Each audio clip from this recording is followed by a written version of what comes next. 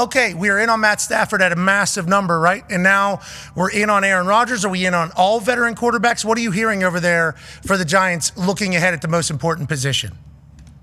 It's a week ago where the Matthew Stafford thing felt like it was pretty close to the finish line. Then he ends up going back to the Rams.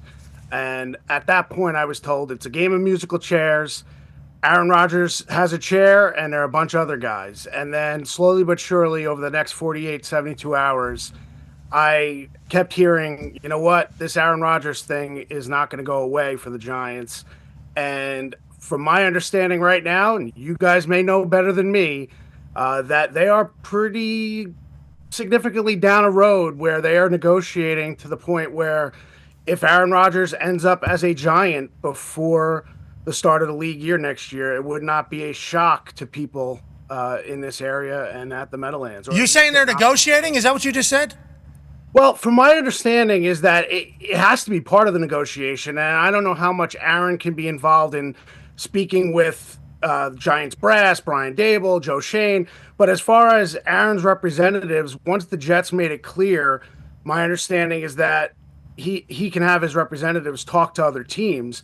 Now, I don't know where the numbers are, but you can't get involved with a player of the caliber of Aaron Rodgers and his resume without at least having an understanding as to what ballpark you have to be in and what he is willing to do at age 41 after what he's gone through the last 2 years. So my understanding is, yes, they have talked about what it would take to get Aaron here with the Giants, to not leave New Jersey. And my understanding is that at every turn, the Giants have yet to be scared off by the idea of, Aaron Rodgers coming on some show every Tuesday. Seems like everybody wants that to be the big issue. But yeah, I think from a football fit, this is something that they're seriously considering. Everybody in your area that has a blog or a journalism degree, for sure. Now, whenever we talk about Aaron Rodgers and the Giants potentially, it sounds like you think that we don't know. Legitimately, we do not know. I have not. He was out of the country, I think, taking his break. This is like normal thing. I would not interrupt that. AJ talked to him briefly. He said he'll be on the show soon. What does soon mean? Who knows what that is? Sounds like from what you're hearing, though, they are at least in conversations. That's further than I thought, or we had heard. Thank you for giving us that information. We'll continue to talk about it in a proper fashion. Is this Shane Dayball understanding we need a guy this year? We need to have a good season this year. We can't just roll the dice on a rookie drafted quarterback, or what do you think the mentality is?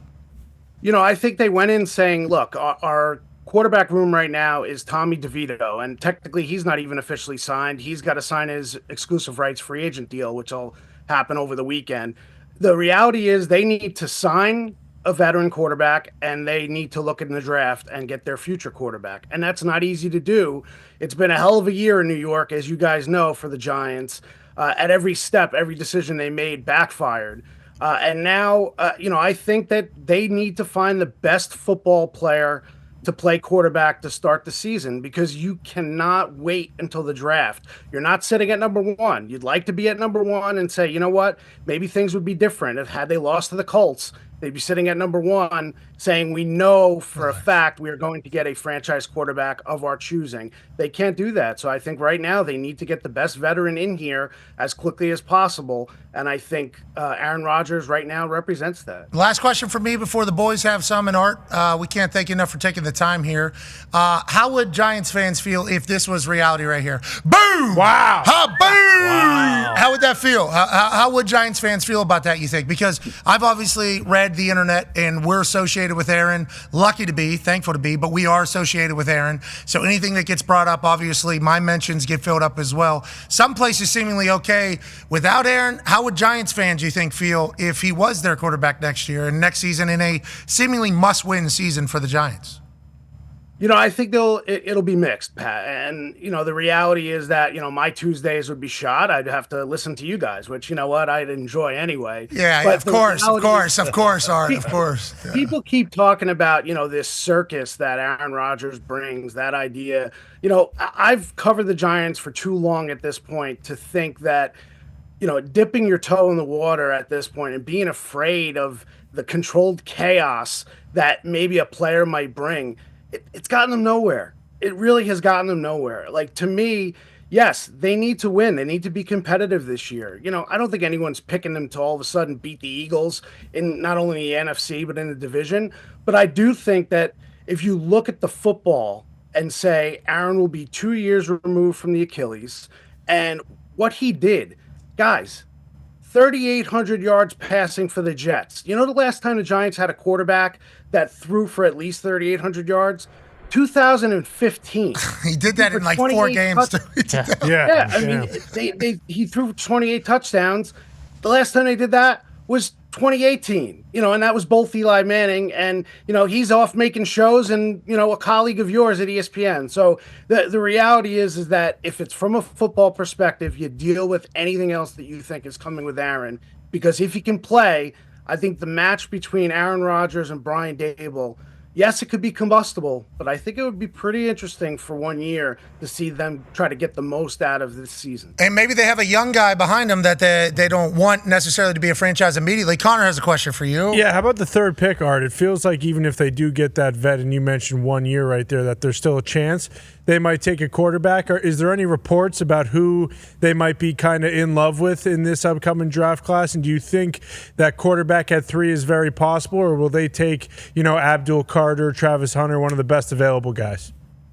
I've heard all 3 quarterbacks that were presumably at the top of the draft, or at least in that first round discussion: Cam Ward, Shedeur Sanders, and Jackson Dart from Ole Miss. Not in that spot necessarily.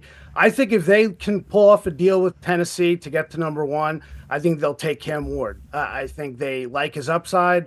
I think they've liked meeting with him. They want to meet with him more over the next month or so and see where there's at. They've had a lot of interaction with Shedeur Sanders, which we've seen on the internet. Everybody has caught his exchanges with Dable and Malik Neighbors going all the way back in Times Square on Heisman weekend and all that stuff. Is Shedeur a possibility? I know there are fans of his in the building. But the other guy would be Jackson Dart. So if the Giants don't move up to 1, I think they sit at 3. If a quarterback is there that they want, they'll take him. If not, they'll take the best player. Could be Carter, could be Travis Hunter. And then maybe they trade back at the end of the first round if a guy is still there, like a Jackson Dart, maybe a Jalen Milroe. And then if you believe the mock drafters, maybe even a Shedeur Sanders will be sliding there late teens, early 20s. Maybe the Giants will say, you know what, we didn't use the picks that we could have gone up for 1. Maybe we'll move back into the first from 34 and try to get that other quarterback to learn behind Aaron Rodgers. All the mock drafters are interesting with where they're placing everybody. Yeah. Charles Davis just came out and said Shedeur's going number 1. Then some people have him going 6th to the Raiders. Then they have people who have him in teens. There's some people that have him in 30th, late first round. It is very fascinating. I don't know if anybody knows shit at this point. Dable, Jalen Milroe would be an interesting dynamic coming back together in it all. And all eyes are on those top couple picks. It is a fascinating year for the draft. Can't wait to cover it with the Draft Spectacular live here at the Thunderdome. AJ has the last question for you here. Art Stapleton. Art, other than the quarterback position, what are the most areas of glaring weakness you think that the Giants will have to address in the draft? And also, is there any chance that they're going to go after Devontae Adams possibly to bring him in as receiver? Is that from you, AJ, or is that from a possible quarterback at some point that you made? That's from me. Strictly me. You were showing the highlights, and he was completing so many nice balls to Devontae. Devontae was flying all over. How good would Devontae Adams look as a pair with Malik Neighbors, with Aaron Rodgers throwing the ball over the field? I think it's something that they would consider. I think their offensive line might be better this year than people thought. They had a lot of injuries last year.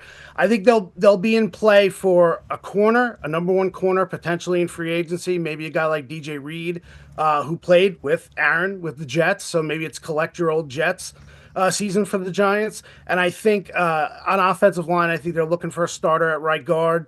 That'll bring back their full complement plus a right guard.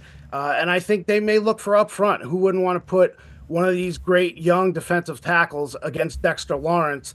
Then you have Brian Burns, Dexter Lawrence, the young guy, Kayvon Thibodeau back.